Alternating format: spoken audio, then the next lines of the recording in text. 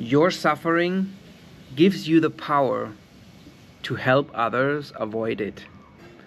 And most men actually suffer in silence.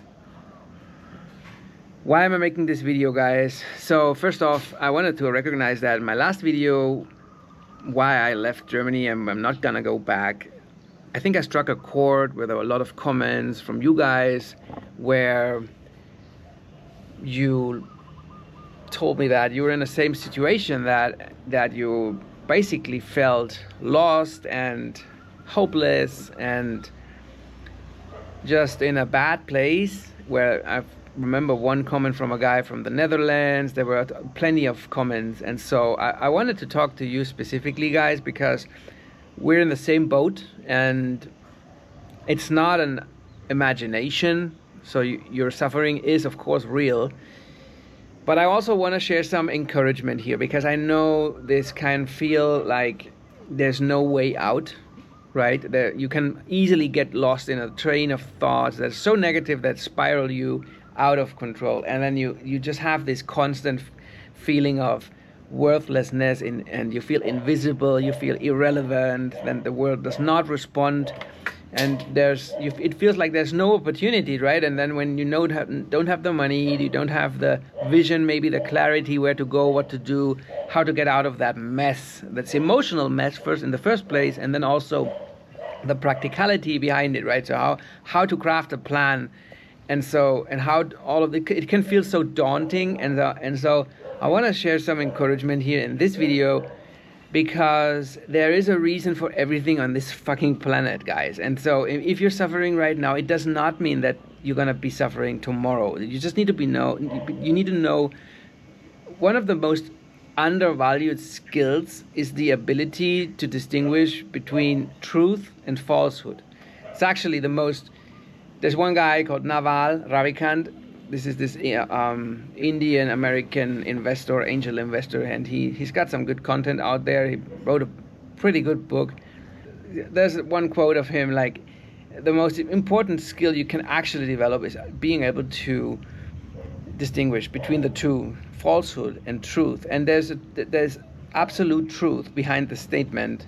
If I tell you that you're suffering today does not mean you're suffering tomorrow, right? So if you're in a bad place right now, then you just need to get present and ground yourself, and then focus on what will get you out of that hole, okay? So the first rule of holes is, when you're in a hole, stop digging. And digging in this case means to entertain more of negativity. You don't want that. So I'm gonna share a story, a personal one, because I know that it's possible because I've done it before. So I built a company to $10 million. I sold at $10 million in nanotech. And then one day during the pandemic, everything just evaporated. I lost, on my birthday, on the 9th of August 21, I was about to close a $10 million deal with a distribution in the US of an antimicrobial product we had. And I lost not only that deal that day I received the down payment of $100,000, and then that same day found out my manager had sabotaged the deal with my partners from Germany.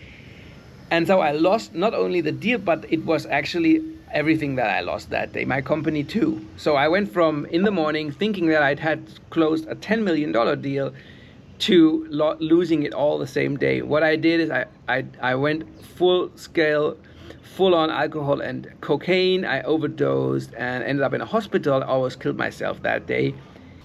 Yeah, I got out of the hospital and got hooked on Valium.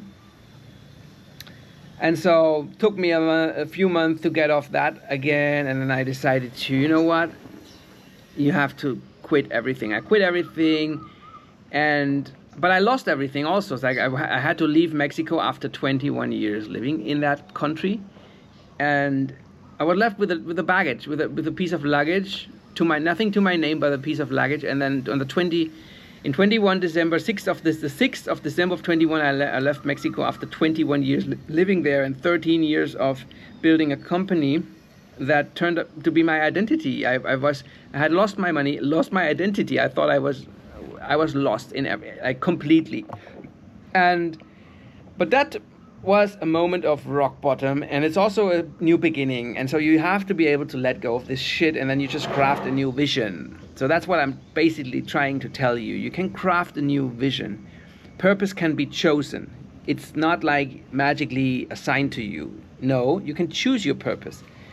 And if you lose it, you can choose it again, right? It can be something different. And so now I decided I'll try different things. I hopped from different business models from dropshipping, didn't work, to hotel photography, didn't work.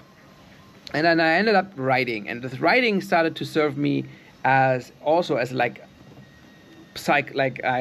therapy, like talking to my younger self, getting the stuff off my chest, and helping young men to overcome their struggles. Because basically what I've learned, my suffering in this case, can serve you as an inspiration.